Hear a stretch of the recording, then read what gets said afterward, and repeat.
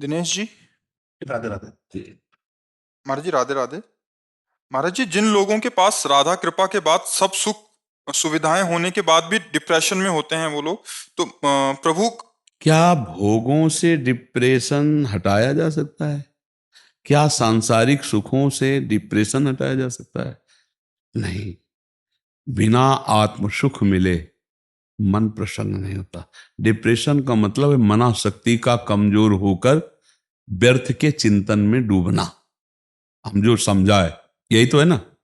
Depression का मतलब है मनाशक्ति का कमजोर हो जाना और व्यर्थ के चिंतन, ओवर थिंकिंग, व्यर्थ के चिंतन में ऐसे नकारात्मक सोचे, घबराहट और नाना ये तब लग कुशल न जीव कहूं, सपने हूं मन विश्राम, जब लग भजत न राम कहूं, शोक धाम तज काम। आप खुद कह रहे हैं कि सब कुछ है लेकिन डिप्रेशन है। इसका मतलब वो नहीं है जो होना चाहिए, वो नहीं किया जो करना चाहिए, वो नहीं पाया जो पाना चाहिए। मन आज तक, बिल्कुल खुले शब्दों में हम आप एक घर में बैठे हैं ऐसे बात करते हैं, आज तक बताओ इसने हर बात कही कि ये दे दो ये दे दो मैं सुखी हो जाऊंगा, सब दिया है, खाली है कि नहीं है? आज तक वो अधूरा ही है। ऐसा लगता है फिर भोग लूं, फिर खा लूं, फिर देख लूं, फिर छू लूं, फिर चख लूं, यही तो बना हुआ है। विश्राम तो नहीं मिला ना, वो मिलेगा भगवान में।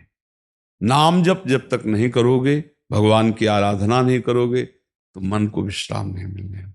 प्रभु जी, मैं रात को ही बाहर से आया हूँ कनाडा से, तो मेरे दोस्त हैं वो डिप्रेशन में है काफी। तो इसलिए मेरा ये क्वेश्चन था उन सब के लिए कि बाहर के मुल्कों में लोगों के पास इतना सब कुछ है, पैसा गाड़ी, लेकिन अध्यात्म नहीं है प्रभु ना। नहीं वो कई, जब मैं जाता हूँ उनके बाद वो कह रहे हैं मंदिर भी जाते हैं। तुम्हारा चिंतन कहाँ है? हम चिंतन अध्यात्म में, अध्यात्म का तात्पर्य तुम्हारे चिंतन, तुम्हारे अंदर क्या चल रहा है।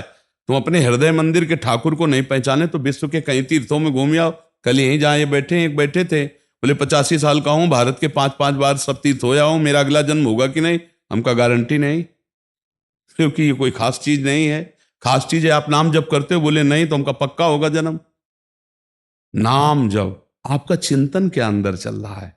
आप चिंतन निगेटिव करोगे, भोग पशुता वाले करोगे, आचरण तुम्हारे जानवरों वाले हैं, राक्षसी आचरण है। ऊपर का चेहरा कुछ अलग होता है, पर्सनल चेहरा कुछ अलग होता है। दो चेहरे होते हैं और जिसका एक चेहरा होता है वो महात्मा होता है, जो अंदर वही बाहर, जो बोला वही आचरण में। नहीं तो संसार में दो चेहरे होते हैं, एक दाढ़ी बना के चिकन और साफ पोशाक ये चेहरा, और एक पर्सनल राक्षसी स्वभाव। और जब उसका कर्म आता है तो डिप्रेशन में जाता है। डिप्रेशन पाप का कर्म है, उसकी सोच बदल दी गई, नकारात्मक सोच हो गई, अब वो परेशान। शरीर रोग ग्रसित है, आपका दिमाग स्वस्थ है तो आपको कुछ नहीं बिगड़ा, और दिमाग का स्वस्थ सब कुछ है तो सब बिगड़ गया ना। आप बता रहे हो ना, ये दिमाग को स्वस्थ रखने के लिए अध्यात्म है। नाम जप करो, शास्त्रों का स्वाध्याय करो, संतों का संग करो, और अगर बदल ना जाए तो कहना। कितने ऐसे भाई हैं जो डिप्रेशन में थे और सत्संग सुनकर के सुधार हो गया, औषधि लेना बंद कर दिया। दिमाग स्वस्थ करना है ना। हम दिमाग से अस्वस्थ हैं, क्यों? बस भोग ही भोग समझा है। अच्छा, विदेशों में ज्यादा भोग प्रधानता है जैसा हम समझते हैं। संयम, नियम, धर्म, कर्म, ये तो हमें लगता है नहीं। अपने भारत में वही संक्रामक रोग आया है, ये जो व्यभिचार आया है, ये हमारे देश में नहीं है, ये बाहर से आई हुई हवा है। ये girlfriend, boyfriend, live in relation, ये चीजें अपने देश की थोड़ी है। अपने देश की तो हमें इतिहास में मिला कि एक बार अकबर जो है राजपूतों से युद्ध किया और उनको मार दिया। तो रात्रि में सब सैनिक सो रहे थे, निज अंगरक्षकों के साथ वो टहल रहा था। इतने में देखा एक कोई नौ राजकुमार दीपक लेके ऐसे शवों के चेहरे देख रहा है। तो सावधान, अकबर ने तुरंत तो सावधान स्थित। तब देखा चेहरा 8 वर्ष का। तो उनका ऐसा राज सैनिक कहाँ होता है? राज सैनिक तो 15-18 के बाद भर्ती किया जाता है। तो नजदीक आए और उनका हाथ ऊपर करो, तो अब वो तो उनका यहां क्या कर रहे हो? तो उनका मैं कर नहीं रहा हूं, मैं कर रही हूं। तो अच्छा, तुम लड़की हो? बोले हाँ। क्या कर रही हो? बोले मेरा ब्याह तय हुआ था और मेरा पति शहीद हुआ है रण क्षेत्र में, तो मैं उसे लेकर चिता में जलना चाहती हूँ। बोले ब्याह तय हुआ था, ब्याह नहीं हुआ? बोले नहीं। तो बोले दूसरा कर लो। बोले हम भारतीय हैं, हमारी संस्कृति है, एक बार जिसका वरण कर लिया उसका जीवन भर निर्वाह। ये हमारा इतिहास कहता है कि हमारी संस्कृति कि एक बार जिसका वरण कर लिया उसका। अब ये तो नहीं है कि आज ब्रेकअप कल नया बॉयफ्रेंड परसों ये हमारे भारत की तो संस्कृति नहीं है। क्यों? अब ये बाहर से आए तो बाहर अंदाज लगा लिया जाए कि बाहर केवल विलासिता ही, इंद्रिय सुख ही है, इंद्रिय भोगों में ही। जैसे कहा जाता है बाहर तो बड़े सुखी हैं, तो इंद्रिय भोग में ही तो है ना। धार्मिक आध्यात्मिक परमात्मिक सुख लेने के लिए भारत में मिलेंगे आपको। काशी चले जाओ, हरिद्वार चले जाओ, या जहां भी कुछ नाम जपने वाले मिलेंगे विदेशी, तो भारत के किसी महात्मा का उपदेश ही वहां रंग लाया है। नहीं तो वहां केवल भोग प्रधानता या बहुत स्वर्ग और नर्क, मोक्ष या परम पद वाली बात तो है नहीं। तो अपने मित्र से हमारी प्रार्थना करना कि अगर वो दवा मानकर राधा राधा जपना शुरू करें और सत्संग थोड़ी देर सुने और फिर 2-4 महीने के बाद बतावें क्या हाल चाल है, तो कभी अगर आना जाना हो तो फिर कभी प्रश्न कर लेना। राधा राधा नाम जप करे और सत्संग सुने, जरूर भगवान की कृपा होती जीव पर और पाप नष्ट होते हैं और बुद्धि शुद्ध होती है। अभिषेक शर्मा जी वृंदावन से। राधे राधे महाराज जी। महाराज जी, हमारी अंतरात्मा हमसे कैसे संतुष्ट और प्रसन्न होगी? अब बच्चा, अब तुम अज्ञान की भाषा में बोल रहे हो तो कैसे तुम्हें बताएं? अंतरात्मा कोई और है, तुम कोई और हो क्या बच्चा? है तुम कोई और थोड़ी, तुम्हारा स्वरूप ही अंतरात्मा है। ये शरीर तो तुम्हारा कपड़ा है बच्चा, ये शरीर तुम्हारा कपड़ा है, तुम अंतरात्मा ही हो। जो आत्मा है ना वही तुम हो, तुम शरीर थोड़ी हो। अब ये है कि आत्म प्रसन्नता कैसे हो। जैसे जिस प्रश्न को तुमने किया वो थोड़ा गलत ढंग से था कि हम अपनी आत्मा को कैसे प्रसन्न करें। तो आप अलग हो गए, आत्मा अलग हो गई। पहले उसका खंडन किया कि आत्मा ही तुम हो, अब उसका मंडन कर रहे हैं कि आप मानो कहना ये चाहते हो कि मुझे आत्म प्रसन्नता कैसे प्राप्त हो। जी।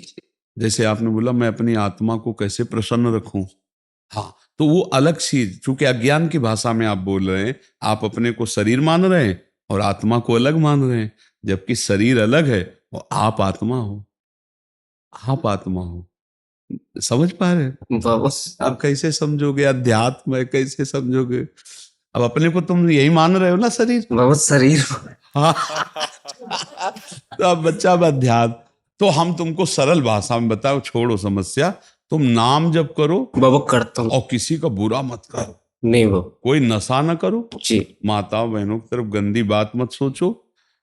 और नशा नहीं करते कोई? अब तुम सब में नहीं बोलते चले जा रहे हो, थोड़ा तो सही, कम से कम ईमानदारी से संतों के पास तो सच्चाई से बोल दे। अगर डॉक्टर पूछ रहा है यहाँ दर्द हो रहा है, तो आप कहोगे नहीं, तो फिर गड़बड़ हो जाएगा ना। अगर पूछ रहा है तो कहो हाँ दर्द हो रहा है, तो दवा दे देगा, ठीक हो जाओगे। शराब तो नहीं पीते? नहीं बाबा। मांस नहीं खाते? नहीं। मतलब वो तम्बाकू वाली सुपारी खाते हो? अब नहीं खाऊंगा बाबा कभी। सब तो यार बहुत बढ़िया आदमी हो, फिर बहुत बढ़िया। फिर नाम जप करो और माता पिता है, हाँ बाबा। रोज उनके पैर छूते हो? नहीं, संभाल के बोलो। नहीं छूते? नहीं छूते यार। यही तो समस्या है। एक सरा मशीन के सामने बैठ करके और फिर कहते देखो बच्चा, माता पिता को मातृदेव भव पितृदेव भव। अगर आत्मा को तुम शांति और प्रसन्नता देना चाहते हो तो अपने माता पिता को माथा रख के आज से प्रणाम करना। करोगे? जी बाबा। हाँ, माता पिता को कभी गाली मत देना और मेहनत से कमाओ और माता पिता की सेवा करो, नाम जप करो और गृहस्थी के जो कार्य हैं उनको करो। इसी से आत्मा को शांति मिलने लगेगी।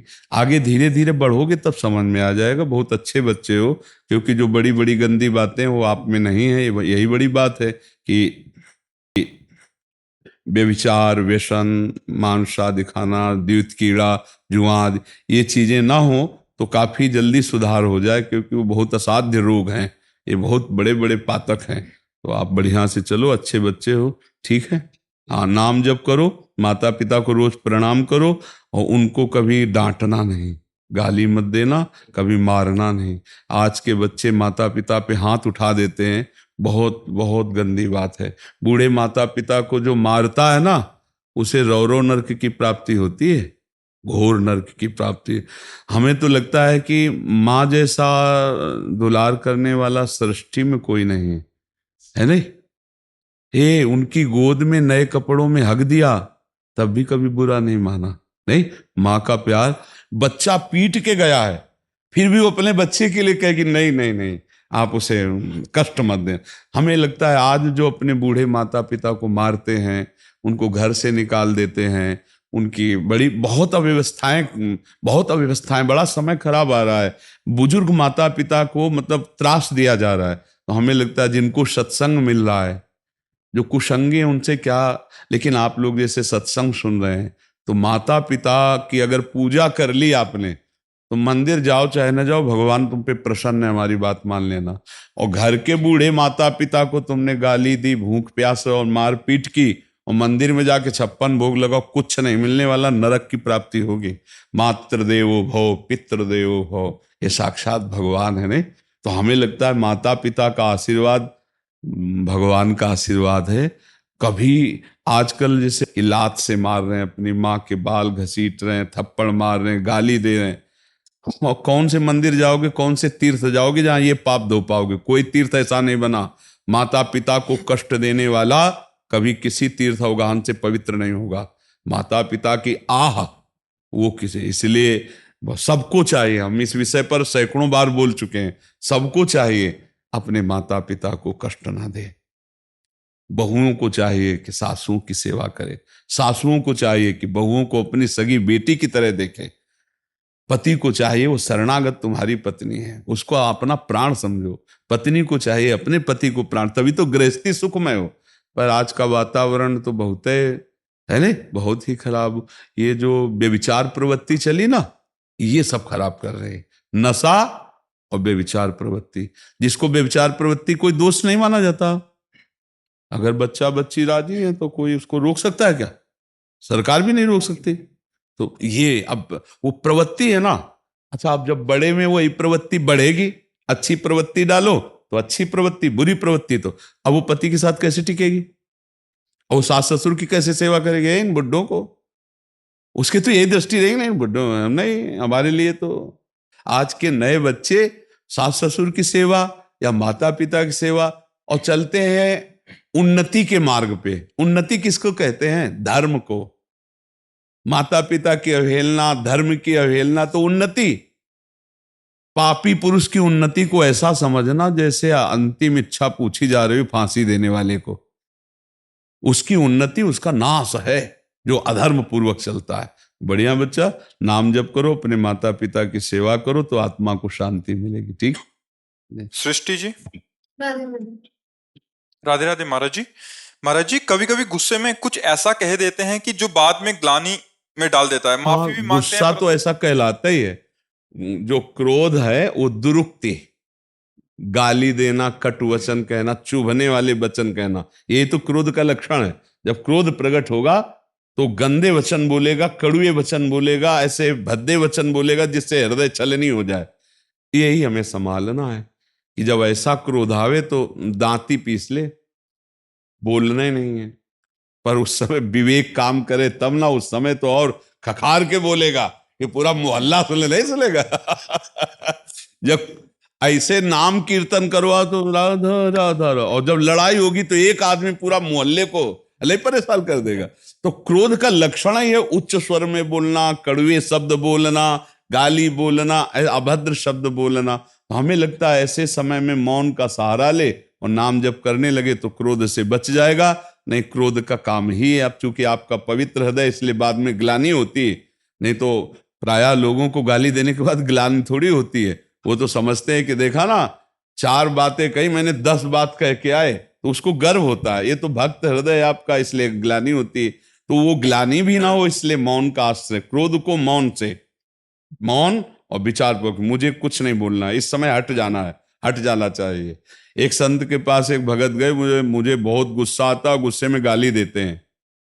एक बोतल में पानी मंगवाया, बोले दवा है, जब गुस्सा आना मुंह में भर लेना, और जब तक गुस्सा खत्म न हो जाए तब तक थूकला ले। तो सोचे गुरुजी की दी हुई दवा है, पानी मुंह में, जो गुस्सा आने, अब गुस्सा तो आ रही है, पानी मुंह में भला, थूकला तब है जब गुस्सा खत्म हो जाए। गाली नहीं हुई, क्रोध का काबले और कुछ नहीं, वो पानी। तो ऐसे मौन ले ले, या भाई तुम भी एक बोतल में पानी रख लो कि ये दवा मिली है, और जब गुस्सा आवे तो मुंह में भर ले।